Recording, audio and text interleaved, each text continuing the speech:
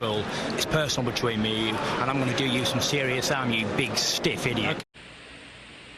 The Untouchable True School Sports Empire proudly presents something that boxing games are missing. Hey, what's going on? It's your boy BT, and I came here to talk some boxing with the thousands of True School Sports subscribers. Now, I wanted to talk about my voice is cracking. I wanted to talk about Robeisy Ramirez, man, because this is a guy that's had such a interesting career. You know, Robeisy Ramirez came into the pros with all the hype. You know, two-time gold medalist, the guy that beat Shakur Stevenson for the gold medal.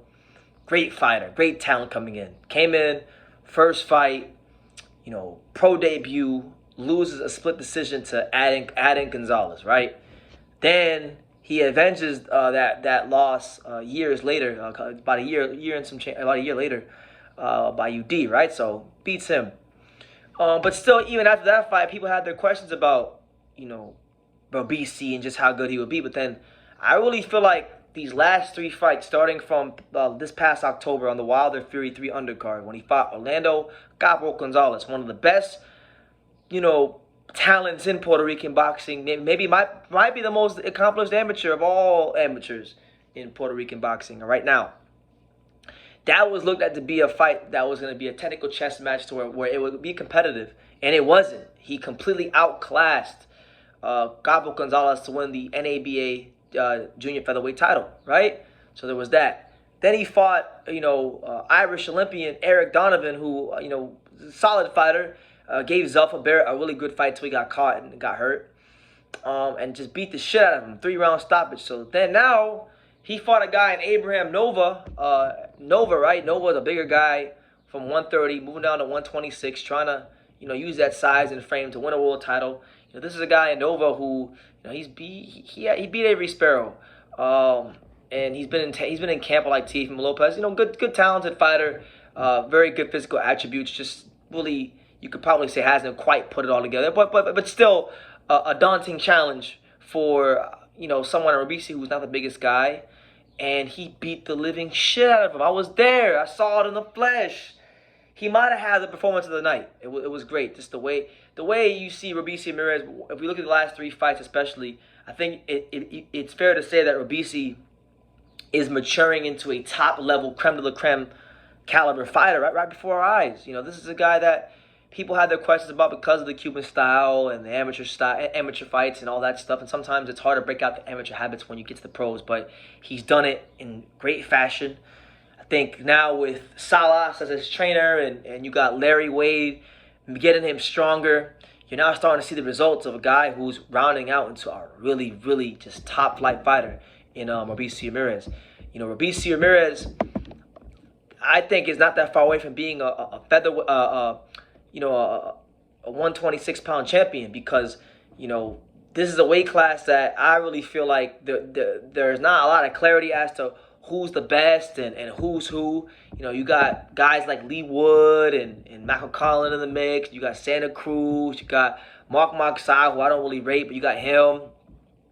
You got Joet Gonzalez fighting Dog Bay. You got, you know, Patrick Ward. You got a couple guys like Oda Beck, Kolomatov, who's really an unknown to boxing world, but he'll be due for a WBA title shot real soon. He comes out of Warriors Gym here in South Florida. Really good fighter. You got Zhu Can, you got Arnold Kagai, you got Pitufo Diaz, Brian Chevalier, Eduardo Ramirez. You know, you got Kid Galahad, you know, Mauricio. You got some decent fighters in this weight class. You know, you got Angelo Leo, who will be moving up soon. I would think that in some time, Stephen Fulton will probably be up here too.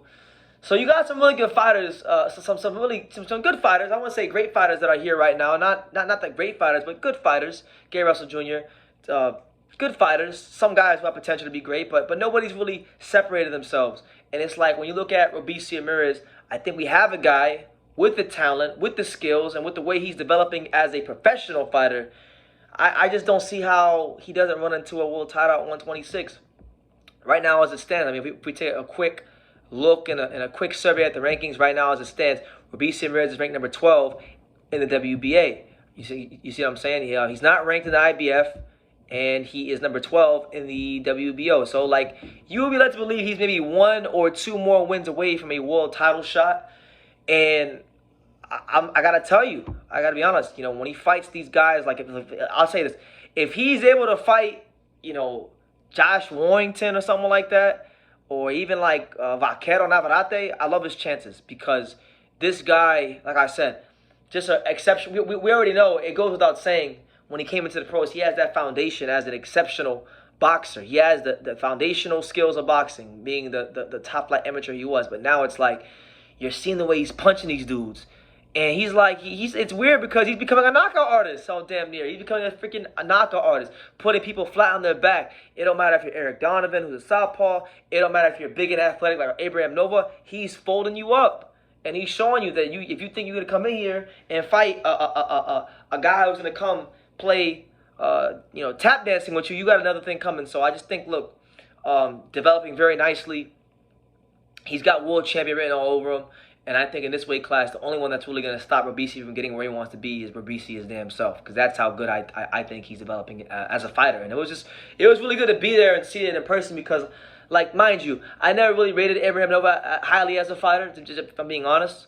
But Abraham Nova is still an undefeated guy.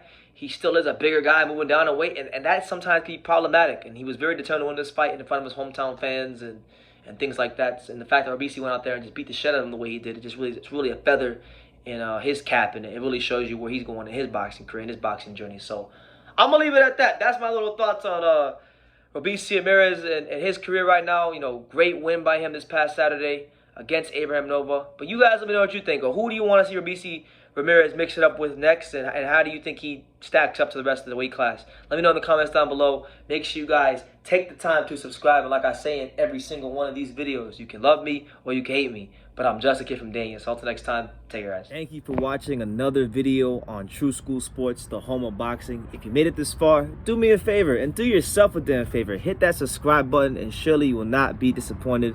You know, True School Sports bringing you the latest and greatest, the untouchable, boxing content, interviews, news videos, breakdowns, live fight reaction extravaganza. We've got a great community of people here, boxing fans all over the world, from America to the UK to Australia and on and on and on. So join the empire today. Hit that subscribe button. Take care and God.